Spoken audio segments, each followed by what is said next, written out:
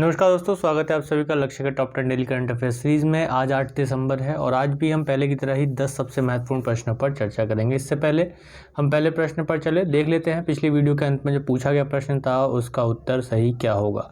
तो पिछली वीडियो में जो पूछा गया प्रश्न था उसका उत्तर वो प्रश्न कुछ ये था कि उत्तर प्रदेश में विधान परिषद सीटों की संख्या कितनी है। तो इसका आंसर होगा 100। तो इसका आंसर क्या होगा? इसका आंसर 100 होगा। तो काफ़ी लोगों ने इसका आंसर काफ़ी अच्छा दिया है। तो इसी तरीके से लगे रहें। चलते हैं आज के अपने पहले प्रश्न पर कि हाल ही में हॉर्नबिल उत्सव किस राज्य में मनाया गया? मेघालय, नागालैंड, अरुणाचल प्रदेश या केरल? तो इसका उत्तर क्या होगा? इसका उत्तर होगा नागालैंड। तो हॉर्नबिल उत्सव कहाँ मनाया जाता है? नागालैंड में मनाया जाता है। तो नागालैंड में प्रत्येक वर्ष दिसंबर माह के पहले सप्ताह में हॉर्नबिल का आयोजन किया जाता है। किसका आयोजन किया जाता है? हॉर्नबिल का आयोजन किया जाता है। और 1 दिसंबर 2021 को नागालैंड का 59वां स्थापना दिवस मनाया गया। इसी स्थापना दिवस के उपलक्ष्य में ही हॉर्नबिल महोत्सव का भी आयोजन किया जाता है। नागालैंड 1 दिसंबर 1963 को भारतीय संघ के 16वें राज्य के रूप में अस्तित्व में आया था। और नागालैंड पूर्व में म्यांमार, उत्तर में अरुणाचल प्रदेश और पश्चिम में असम तथा दक्षिण में मणिपुर राज्य से ये घिरा हुआ है। नागालैंड तथा म्यांमार के बीच सारामती पर्वत श्रृंखला प्राकृतिक सीमा बनाती है। कौन सी पर्वत श्रृंखला? सारामती पर्वत श्रृंखला नागालैंड और म्यांमार के बीच में एक प्राकृतिक सीमा बनाती है, जो नागालैंड की सबसे ऊंची पहाड़ी भी है। यह खेती जो है स्लेश और बर्न प्रणाली पर की जाती है नागालैंड में, यानी कि जिसे झूम कृषि कहा जाता है, उस आधार पर किया जाता है। यानी कि जंगलों को साफ करके वहाँ पे आग लगाकर घास फूस को जलाकर वहाँ पर कृषि की जाती है और फिर बाद में कुछ समय बाद वहाँ से फसल लेने के बाद उस जगह को छोड़कर दूसरी जगह पर स्थानांतरित कर लिया जाता है। इसे स्थानांतरीय कृषि के रूप में भी जाना जाता है। और सामान्य रूप से उत्तर पूर्व में, भारत के उत्तर पूर्व में होने वाली जो कृषि है ये इसे क्या कहते हैं? हम झूम कृषि कहते हैं। इसी के साथ ही आगे बढ़ें तो राज्य का जो दीमापुर जिला है वो पूरे देश से रेल और हवाई यातायात से जुड़ा हुआ है। नागालैंड की बात करें तो राजधानी कोहिमा है। इसका गठन 1 दिसंबर 1963 में किया गया था। राज्यपाल श्री जगदीश मुखी हैं और वर्तमान में मुख्यमंत्री श्री नेफ्यू रियो हैं। लोकसभा में 1 सीट है और राज्यसभा में भी 1 सीट है। विधानसभा में अभी वर्तमान में 60 सीटें हैं। तो मानचित्र पर देखें तो नागालैंड की स्थिति उत्तर पूर्व भारत में है, जो आपको स्पष्ट रूप से दिखाई दे रही है यहाँ पर कि इसके उत्तर में अरुणाचल प्रदेश है, असम के साथ सीमा लग रही है, मणिपुर के साथ, और अंतर्राष्ट्रीय सीमा किस देश के साथ लगती है? इधर म्यांमार के साथ इसकी अंतर्राष्ट्रीय सीमा लगती है। तो चलते हैं अपने आज के दूसरे प्रश्न पर कि सुर्खियों में रहा पाइका विद्रोह किस राज्य से संबंधित है? ओडिशा, तमिलनाडु, असम या तेलंगाना? तो इसका आंसर क्या होगा? ओडिशा। अभी केंद्र सरकार ने हाल ही में पाइका विद्रोह को स्वतंत्रता के पहले युद्ध के रूप में स्वीकार करने से मना कर दिया है, इनकार कर दिया है। तो 2017 में ओडिशा सरकार ने इस बात की मांग की थी कि ओडिशा में जो विद्रोह हुआ था स्वतंत्रता के लिए जो विद्रोह हुआ था उसे पहले युद्ध, स्वतंत्रता के पहले युद्ध के रूप में घोषित किया जाए। वर्तमान में अगर हम देखें तो हम सभी लोग जानते हैं कि 1857 का हुआ जो 1857 का जो हुआ सिपाही विद्रोह है वो प्रथम स्वतंत्रता संग्राम के रूप में जाना जाता है। तो पाइका विद्रोह के बारे में देखें तो पाइका विद्रोह ओडिशा के खुर्दा में पाइका लोगों द्वारा किया गया था। इसका नेतृत्व बख्शी जगबंधु विद्याधर ने किया था और 1820 के दशक में अंग्रेजों के खिलाफ यह विद्रोह हुआ था। पाइका विद्रोह 1817 में शुरू किया गया था। कब किया गया था? 1817 में किया गया था और पहले सिपाही विद्रोह से लगभग ये 40 साल पहले हुआ था। पहला सिपाही विद्रोह यानी कि कब हुआ था? 1857 में हुआ था और उससे 40 साल पहले ये हुआ था। तो पाइका क्या थे? पाइका जो है किसान मिलिशिया थे। उन्होंने ओडिशा में गजपति शासकों के सैन्य सेवाओं की भी पेश की थी। ओडिशा में कौन सा गजपति शासक थे? 1803 में ब्रिटिश ईस्ट इंडिया कंपनी ने खुर्दा के राजा मुकुंद देव को गद्दी से उतार दिया था। फिर 1804 में राजा ने अंग्रेजों के खिलाफ विद्रोह की योजना बनाई और पाइका लोगों को इसमें शामिल करने का निर्णय लिया। फिर उसके बाद अंग्रेजों ने पाइका किसानों को अपनी राजस्व प्रणाली के माध्यम से दबा दिया, लेकिन 1817 में बख्शी जगबंधु विद्याधर के तहत विद्रोह को जन्म दिया और इस विद्रोह के दौरान सरकारी भवनों में आग लगा दी गई, पुलिस कर्मियों की हत्या कर दी गई और ब्रिटिश खजाने तक को लूटा गया। तो बाद में बख्शी की मृत्यु 1825 में जेल में हो गई थी। तो इसके साथ ही ये जो विद्रोह था वो पहला विद्रोह नहीं माना जाता है किसका? स्वतंत्रता के संग्राम का। को अभी हाल ही में भारत सरकार ने प्रथम विद्रोह मानने से या प्रथम स्वतंत्रता युद्ध मानने से इनकार कर दिया। पाइका विद्रोह कहाँ से संबंधित है? ओडिशा राज्य से संबंधित है। चलते हैं आज के तीसरे प्रश्न पर कि अंतर्राष्ट्रीय दिव्यांगजन दिवस कब मनाया जाता है? 1, 2, 3, 4 दिसंबर। तो इसका आंसर क्या होगा? इसका आंसर होगा 3 दिसंबर। तो इसी के साथ ही देखें तो समाज के सभी क्षेत्रों में विकलांग व्यक्तियों के अधिकारों और कल्याण को बढ़ावा देने के उद्देश्य से प्रतिवर्ष अंतर्राष्ट्रीय दिव्यांग दिवस का आयोजन किया जाता है और इसे 1981 में विकलांगजनों के लिए अंतर्राष्ट्रीय वर्ष घोषित किया गया था और इसके बाद 1983 से 92 के दशक को विकलांगजनों के लिए अंतर्राष्ट्रीय दशक के रूप में भी घोषित किया गया था। फिर 1992 में संयुक्त राष्ट्र महासभा द्वारा 3 दिसंबर को विश्व विकलांगता दिवस के रूप में मनाने की शुरुआत की गई थी। 2011 की जनगणना के अनुसार अगर हम देखें तो भारत की कुल आबादी का मात्र 2.21% ही विकलांगता से पीड़ित है। इसके अतिरिक्त यह विकलांगजनों के आत्मसम्मान, कल्याण और आजीविका की सुरक्षा को सुनिश्चित करने और उनकी सहायता पर जोर देने के लिए मनाया जाता है। इसी के साथ ही चलते हैं आज के अपने अगले प्रश्न पर कि अंतर्राष्ट्रीय मुद्रा कोष की पहली उप प्रबंध निदेशक का पद कौन संभालेगा? तो गीता गोपीनाथ, सुवर्णा रंगराजन, रमेश शर्मा या दिगंबर सिंह। तो आंसर क्या होगा इसका? गीता गोपीनाथ। अंतर्राष्ट्रीय मुद्रा कोष यानी कि IMF की मुख्य अर्थशास्त्री भारतीय अमेरिकी गीता गोपीनाथ जल्द ही संगठन की पहली उप प्रबंधक निदेशक का पद संभालेंगी। नई नियुक्तियों में गीता गोपीनाथ निगरानी और संबंधी नीतियों का नेतृत्व करेंगी तथा अनुसंधान एवं प्रमुख प्रकाशनों की देखरेख करेंगे। गीता गोपीनाथ अंतर्राष्ट्रीय मुद्रा कोष की पहली महिला मुख्य अर्थशास्त्री और रघुराम राजन के बाद यह प्रतिष्ठित पद संभालने वाली दूसरी भारतीय रही थी। वह अंतर्राष्ट्रीय मुद्रा कोष की 11वीं मुख्य अर्थशास्त्री बनी थी। अंतर्राष्ट्रीय मुद्रा कोष की अगर हम बात करें, IMF इंटरनेशनल मॉनेटरी फंड की बात करें तो इसकी स्थापना द्वितीय विश्व युद्ध के पश्चात युद्ध प्रभावित देशों के पुनर्निर्माण यानी रिकंस्ट्रक्शन में सहायता के लिए विश्व बैंक के साथ की गई थी। इसके साथ ही अगर देखें तो इन दोनों संगठनों की स्थापना के लिए अमेरिका के ब्रिटेन वुड्स में आयोजित एक सम्मेलन में इन दोनों की सहमति बनी थी। इसीलिए IMF और वर्ल्ड बैंक को क्या कहा जाता है? ब्रिटेन वुड्स ट्विंस के नाम से जाना जाता है। ब्रिटेन वुड्स की जुड़वा बहनें भी इनको कहा जाता है। तो 1945 में स्थापित IMF विश्व के 190 देशों के द्वारा शासित है, यानी कि इसमें 190 सदस्य देश हैं तथा यह अपने निर्णयों के लिए इन देशों के प्रति उत्तरदायी होता है। तो भारत 27 दिसंबर 1945 को IMF में शामिल हुआ था। तो IMF का प्राथमिक उद्देश्य अंतर्राष्ट्रीय मौद्रिक प्रणाली की स्थिरता को सुनिश्चित करना है, यानी कि बैलेंस ऑफ पेमेंट को मुख्य रूप से देखना है। तो इसी के साथ ही चलते वीडियो के अगले और एक और महत्वपूर्ण प्रश्न पर कि विश्व मृदा दिवस कब मनाया जाता है? तो इसका आंसर क्या होगा? इसका आंसर होगा 5 दिसंबर।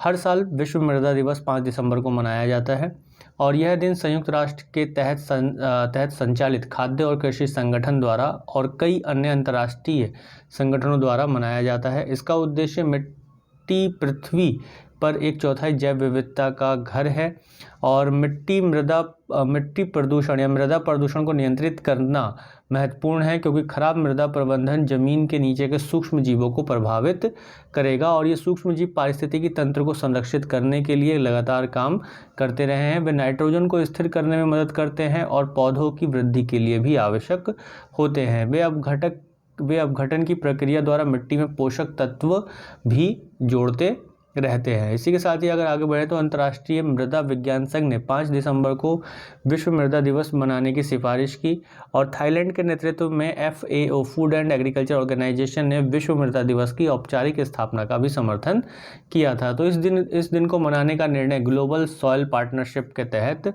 लिया गया था। तो पहला विश्व मृदा दिवस 2014 में मनाया गया और यह दिन थाईलैंड के दिग्वंत राजा भूमिबोल अदुल्यदेज के जन्मदिवस से मेल खाता है और यह एक प्रमुख प्रस्तावक थे। राजा भूमिबोल अदुल्यदेज जो कि थाईलैंड के एक राजा थे, वो प्रमुख प्रस्तावक थे। वो इस बात के लगातार पक्ष में रहे कि विश्व में मृदा का एक बहुत ही महत्वपूर्ण रोल रहा है। तो इसी के साथ ही चलते हैं वीडियो के अगले और एक और महत्वपूर्ण प्रश्न पर कि भारत में कुल कितने कृषि जलवायु क्षेत्र हैं? तो इसका आंसर क्या होगा? आंसर यदि आप लोगों को पता है तो कमेंट बॉक्स में जरूर डालिएगा।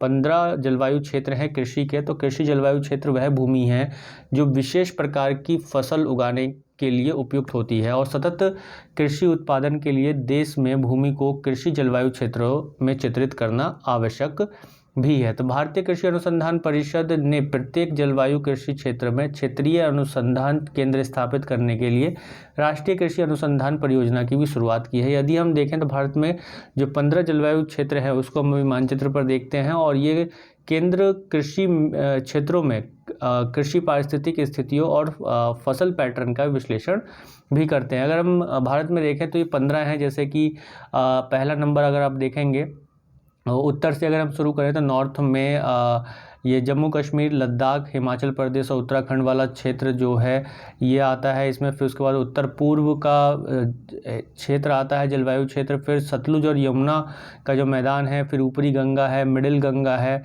और निम्न गंगा मैदान है। और फिर इसके साथ ही दक्षिण पूर्व का जो पठार है और अरावली मालवा का पठार है, महाराष्ट्र पठार है। तो इस तरीके के आप ये 15 जो जलवायु क्षेत्र हैं भारत के वो आप देख सकते हैं और ये कृषि जलवायु क्षेत्र है, इसका आप स्क्रीनशॉट भी लेकर रख सकते हैं ताकि आप बाद में से नोट डाउन कर सकें। तो चलते हैं वीडियो के अगले प्रश्न पर कि ग्रेटर टिपरा लैंड का संबंध किस राज्य से है। यानी ग्रेटर टिपरा लैंड की लगातार एक अलग राज्य के रूप में मांग हो रही है, तो वो किस राज्य में मांग हो रही है, तो इसका उत्तर होगा त्रिपुरा।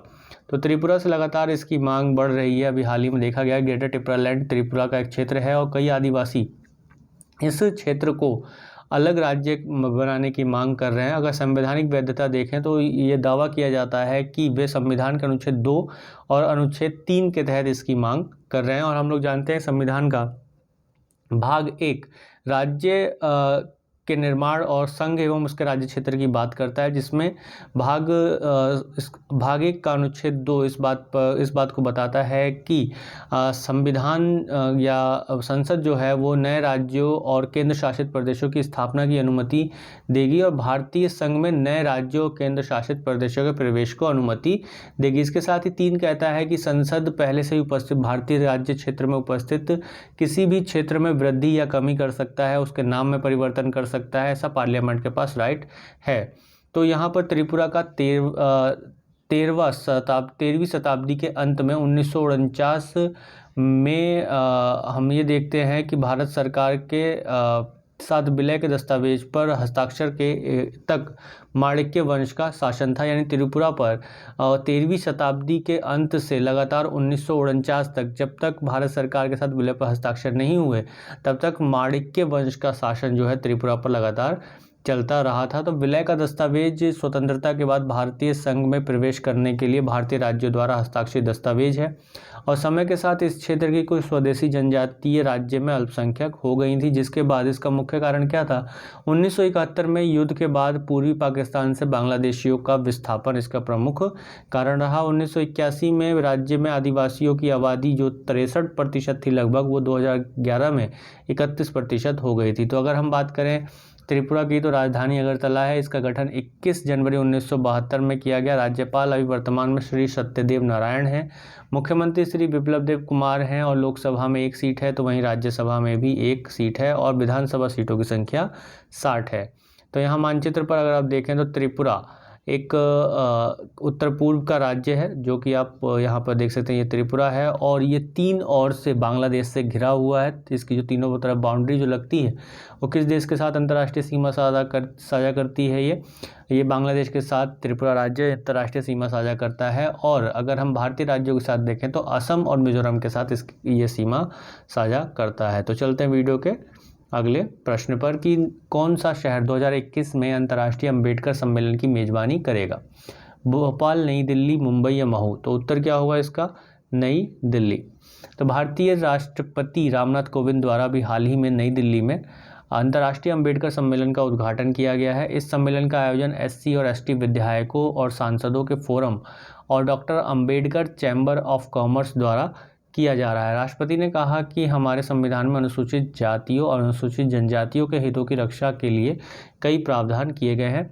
जैसे संविधान की अनुच्छेद 46 में निर्देश दिया गया, आर्टिकल 46 किस में है, DPSP में है, राज्य के नीति निर्देशक तत्वों में दिया गया भाग 4 के अंतर्गत। उसके भाग 4 में जो 46 है वो निर्देश ही देता है कि राज्य अनुसूचित जातियों और अनुसूचित जनजातियों के शैक्षिक और आर्थिक हितों पर विशेष ध्यान से विकास करे। तो साथ ही इस अनुच्छेद में राज्य को सामाजिक अन्याय और सभी प्रकार के शोषण से बचाने के भी निर्देश दिए गए हैं। तो चलते हैं वीडियो का अगला प्रश्न है हमारा कि श्रेष्ठ योजना किस केंद्रीय मंत्रालय द्वारा शुरू की जाएगी? वित्त मंत्रालय, रक्षा मंत्रालय, शिक्षा मंत्रालय या सामाजिक न्याय या अधिकारिता मंत्रालय? तो आंसर होगा सामाजिक न्याय और अधिकारिता मंत्रालय। तो सामाजिक न्याय और अधिकारिता मंत्रालय लक्षित क्षेत्रों में उच्च विद्यालयों में छात्रों के लिए आवासीय शिक्षा योजना है, यानी कि एक हॉस्टल योजना है, योजना के रूप में इसे शुरू किया जा रहा है। और यह योजना आवासीय सुविधा वाले प्रतिष्ठित निजी स्कूलों में मेधावी अनुसूचित जाति के छात्रों को गुणवत्ता आवासीय शिक्षा प्रदान करके अनुसूचित जाति के छात्रों के सामाजिक आर्थिक उत्थान और उसके समग्र विकास पर ध्यान केंद्रित करेगी। अंतिम प्रश्न है आज का हमारा, Naoroji pioneer of Indian nationalism पुस्तक के लेखक कौन है? तो इसका उत्तर क्या होगा? इसका उत्तर होगा Dinyar Patel. Dinyar Patel Naoroji pioneer of Indian nationalism के लेखक हैं। तो इसमें अगर हम बात करें तो दो लेखक दिनयार पटेल ने अपनी पुस्तक Naoroji pioneer of Indian nationalism के लिए प्रतिष्ठित Kamala Devi Chattopadhyay NIF book prize 2021 को भी जीता है। तो कमला देवी चट्टोपाध्याय NIF पुस्तक पुरस्कार 2018 में स्थापित किया गया था और यह सभी राष्ट्रीयताओं के लेखकों के गैर कथा साहित्य का सम्मान करता है। यह किताब 19वीं सदी के नेता नौरोजी की जीवनी पर, दादा भाई नौरोजी की जीवनी पर आधारित है, जिन्होंने भारतीय राष्ट्रीय कांग्रेस की स्थापना में महत्वपूर्ण योगदान दिया था और इन्हें the grand old man of India भी कहा जाता है। तो ये भारतीय मूल के पहले ब्रिटिश सांसद थे। ठीक है, तो भारतीय मूल के पहले ब्रिटिश सांसद कौन थे? दादा भाई नौरोजी पहले ब्रिटिश सांसद थे। तो ये आज के हमारे 10 सबसे महत्वपूर्ण प्रश्न। आपसे अंत में पूछा जाने वाला प्रश्न है कि खाद्य और कृषि संगठन का मुख्यालय कहाँ है? जिनेवा, न्यूयॉर्क, रोम और या वेनिस? तो इस प्रश्न का उत्तर सभी लोग कमेंट बॉक्स में बहुत दीजिएगा।